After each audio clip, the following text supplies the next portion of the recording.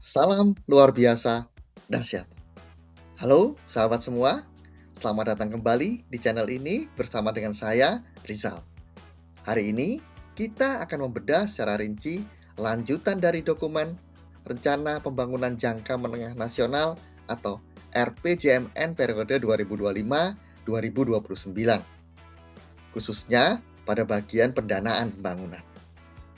Skema pendanaan ini itu bukanlah sebuah daftar belanja biasa, melainkan sebuah cetak biru kolaborasi terpadu di mana anggaran pendapatan dan belanja negara itu diposisikan sebagai pematik awal.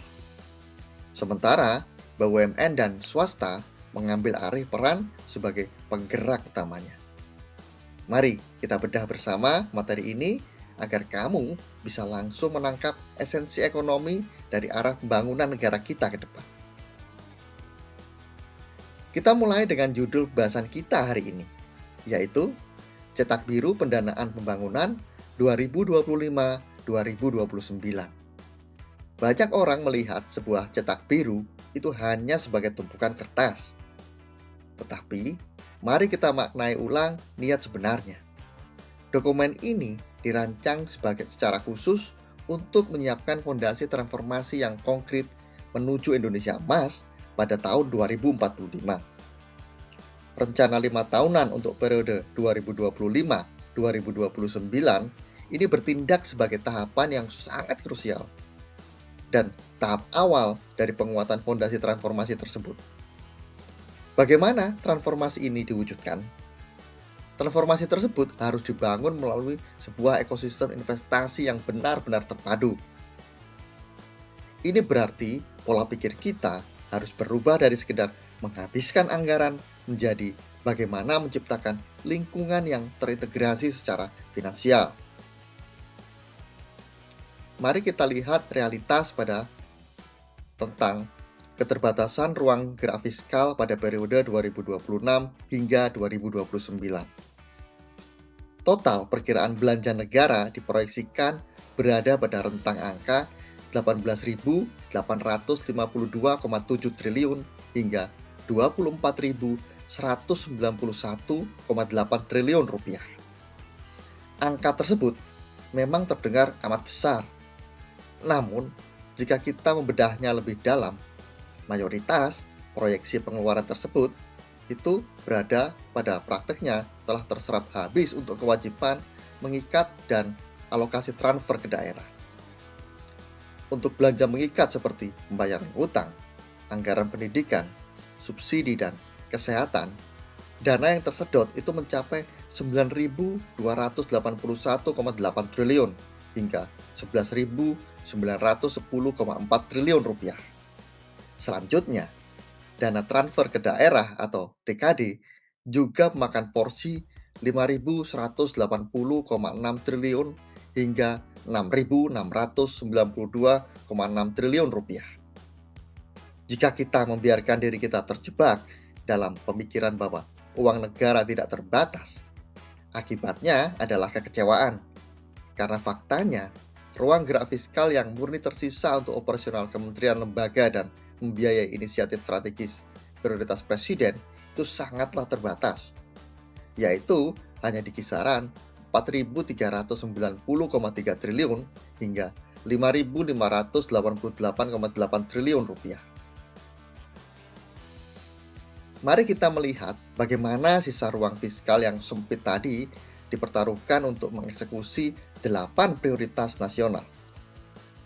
Kesuksesan visi 2045 di tingkat mikro atau di tingkat makro akan sangat bergantung pada kapasitas kita untuk menutup kesenjangan pendanaan yang ada, khususnya pada sektor-sektor strategis yang bersifat padat modal. 8 prioritas ini secara menyeluruh itu mencakup langkah-langkah untuk memperkokoh ideologi, memperkuat pertahanan dan swasembada, meningkatkan infrastruktur dan lapangan kerja, memperkuat pembangunan sumber daya manusia dan sains, melanjutkan hilirisasi industri, membangun perataan ekonomi dari desa, memperkuat reformasi birokrasi, hingga menyelaraskan lingkungan alam. Pendanaan harus difokuskan dan diutamakan untuk mengamankan jalannya kedelapan prioritas ini secara nyata di lapangan. Selanjutnya, kita dihadapkan pada perbandingan data kuantitatif dan antara kebutuhan pembiayaan yang ditanggung APBN dibandingkan dengan pendanaan non-APBN.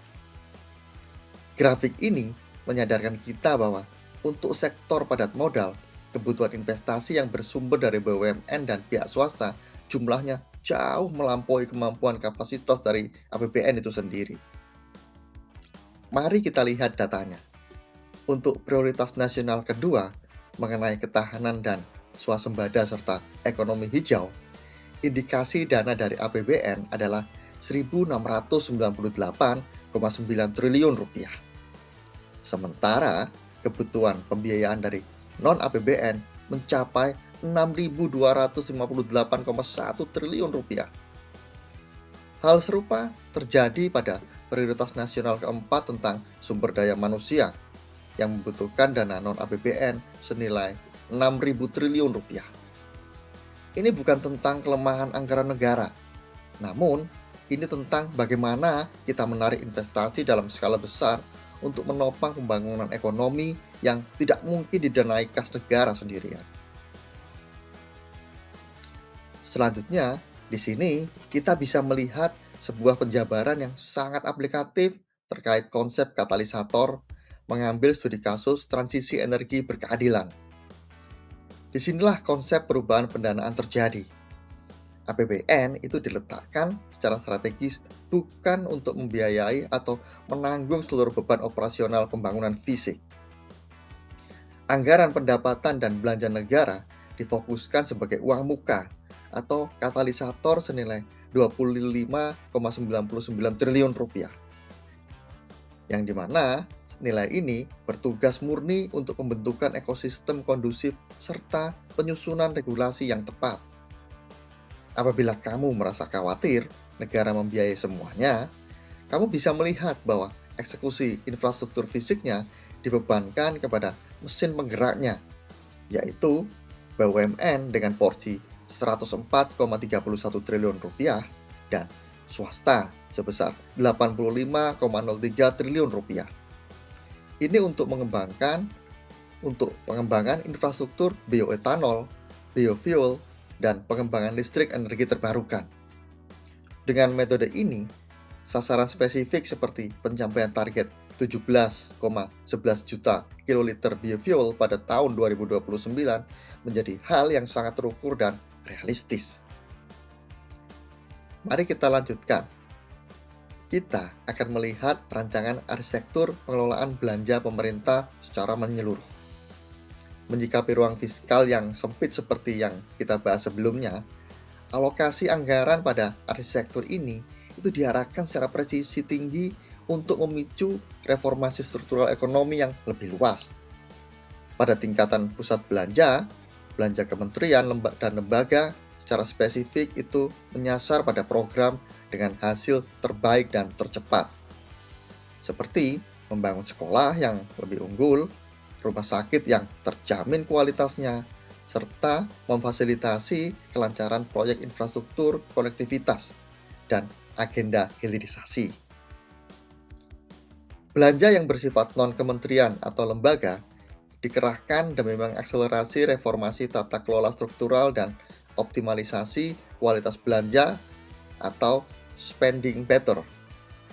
Di tingkat lapisan daerah, skema transfer ke daerah dan dana desa disiagakan guna mendukung misi dan pencapaian asal cita tepat di level akar rumput, membantu penyelenggaraan tugas desa, serta mendanai agenda pemberdayaan ekonomi masyarakat pedesaan secara konsisten.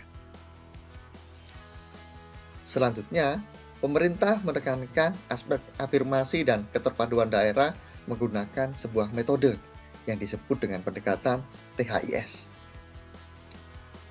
Di sini, THIS merupakan singkatan dari tematik, holistik, integratif, dan spasial. Alih-alih memberikan dana secara merata tanpa mempertimbangkan perbedaan kondisi, dana transfer ke daerah menerapkan konsep pendanaan yang asimetris. Hal ini dilakukan guna menyesuaikan dengan karakteristik spesifik dan kebutuhan masing-masing wilayah. Contohnya adalah pendanaan asimetris Dana Otonomi Khusus Papua, menetapkan alokasi paling sedikit 20% mutlak untuk menunjang belanja kesehatan, rujukan maupun primer, membiayai pendidikan kontekstual hingga program vokasi dan pemberdayaan kewirausahaan yang wajib memprioritaskan orang asli Papua. Berbeda halnya dengan dana keistimewaan Daerah Istimewa Yogyakarta, yang arah penggunaannya ditegaskan pada pengurangan biaya birokrasi penunjang, supaya tata kelola pemanfaatannya bisa beralih menjadi partisipatif, transparan, dan tentunya inovatif. Pada lini pendanaan yang lain, dana alokasi khusus atau DAK juga direncanakan dengan sebuah indikasi penganggaran minimal 3 tahun berturut-turut untuk memastikan semua program dapat tuntas dieksekusi. Mari kita lanjutkan pembahasan pada peta aksi strategis terkait inovasi dan mobilisasi pembiayaan. Kita secara mutlak harus mengurangi tingkat ketergantungan yang tinggi pada APBN maupun APBD. Jika kita tidak berinovasi, kemajuan ekonomi kita akan melambat. Oleh karena itu, optimalisasi sistem manajemen investasi publik dilakukan melalui perluasan skema pembiayaan alternatif. Aksi ini dikelompokkan ke dalam beberapa elemen. Salah satunya adalah memanfaatkan skema hak pengelolaan terbatas atau HPT dan pengelolaan perolehan peningkatan nilai kawasan untuk memonetisasi nilai aset negara. Terdapat pula skema ekspansi kerjasama pemerintah dan badan usaha atau KPBU yang berada dari tingkat skala yang kecil hingga skala yang paling masif. Selain itu, pemerintah menghadirkan instrumen de-risking untuk memitigasi risiko sehingga aliran modal dari perusahaan swasta bersedia masuk ke sektor real. Aksi ini juga mencakup pengembangan pembiayaan melalui ekonomi syariah dan berbagai fasilitas pengembangan pembangunan internasional. Bila kita perhatikan, inovasi kita yang dibahas sebelumnya, itu tentu membawa implikasi yang mewajibkan penegakan disiplin investasi publik secara paripurna. Situasi keterbatasan pendanaan itu justru secara sadar mengharuskan kita untuk menetapkan standar evaluasi proyek yang sangat ketat. Aturan utamanya adalah setiap pecahan rupiah yang dikeluarkan wajib memberikan tingkatan pengembalian berbasis sosial dan ekonomi di titik yang paling tinggi. Perhatikan diagram saringan ini. Setiap proyek atau proyek publik itu dituntut memiliki rencana terpadu berbentuk rencana induk dan master plan, baik secara sektoral maupun skala regional. Penyaringan berlanjut pada tingkat seleksi yang bersifat transparan dengan mengadopsi evaluasi yang sepenuhnya berbasis pada bukti nyata. Fokus kapasitas pun jelas, yakni bermuara pada pendanaan aset fisik infrastruktur serta peningkatan sumber daya manusia, kompetensi, dan pendidikan. Hasil penyaringan metodologis inilah yang kemudian menjamin bahwa sumber daya ekonomi yang amat bernilai hanya dialokasikan khusus bagi proyek dengan kualitas pengembangan atau pengembalian sosial ekonomi yang optimal. Kita sampai pada bagian akhir dari pembahasan kita. Kesimpulan, dari anggaran menuju ekosistem RPJMN untuk periode 2025-2029 ini memang benar-benar tidak boleh dilihat hanya sekedar sebagai daftar belanja uang pemerintah saja. Dokumen yang baru saja kita bahas bersama ini adalah sebuah cetak biru dari sebuah kolaborasi di mana APBN itu hanya berfungsi krusial sebagai pemantik terbentuknya suatu ekosistem investasi yang kondusif. Sisanya, investasi dan inovasi lanjutan berasal dari BUMN serta entitas swasta yang bertindak sebagai penggerak serta mesin perekonomian yang sesungguhnya. 3 pilar kesimpulan di sini yaitu mengharuskan eksekusi berdasarkan pada model investasi terstruktur, kerjasama kolaborasi yang presisi, dan tujuan akhirnya adalah mencapai bentuk transformasi berkelanjutan. Ekonomi semacam ini disiapkan untuk menghilangkan dependensi pendanaan dari kantong tunggal pemerintah dan mendorong lebih banyak pembiayaan oleh publik. Sahabat semua, membangun fundamental ekonomi itu bukanlah sekedar soal seberapa sering kita menambah porsi anggaran yang ada, melainkan soal taktik bagaimana kita mengubah setiap uang yang dialokasikan pemerintah untuk menjadi instrumen pembiayaan yang produktif. Meminjam pemahaman yang mendalam ini, ingatlah sebuah gagasan yang nyata bahwa kekuatan ekonomi sejati sebuah bangsa itu tidak diukur dari seberapa besar kas keuangannya, melainkan seberapa cerdas bangsa itu memobilisasi seluruh potensi demi satu pijakan visi kemajuan bersama. Terima kasih, sahabat semua, karena sudah meluangkan waktu berharga kamu untuk menonton dan membedah dokumen kebijakan ini bersama dengan saya. Jika pembahasan hari ini memberikan kamu perspektif segar mengenai laju perekonomian nasional ke depan, mari kita beri dukungan dengan menekan tombol like pada video ini. Jangan segan untuk menekan share agar video edukasi ini bisa merombak pola pikir rekan-rekan kamu mengenai dana pembangunan. Pastikan kamu sudah subscribe ke channel ini supaya tidak ketinggalan pembahasan mendalam lainnya. Terakhir, saya tunggu opini kamu. Silakan berikan komentar mengenai sektor pendanaan mana yang mempunyai potensi menjadi titik yang paling sukses di RPJMN kita ini. Sampai bertemu lagi pada pembahasan video berikutnya.